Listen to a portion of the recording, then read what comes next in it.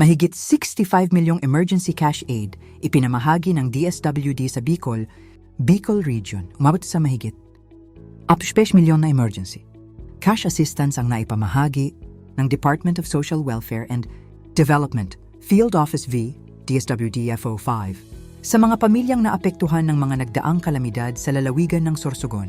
Ayon sa DSWD FO5, patuloy ang pamamahagi ng emergency cash transfer, ECT, bilang agarang tulong sa mga apektadong residente.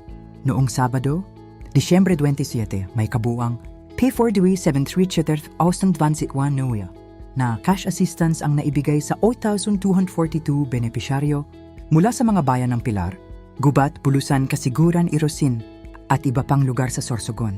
Samantala, sa pagpapatuloy ng payout nitong Lunes, Disyembre 29, karagdagang P, Jimusachizana, 30 Titer, 255 sana ang naipamahagi sa Part 7 337 pamilya mula sa Sorsogon City, Matnog at Barcelona.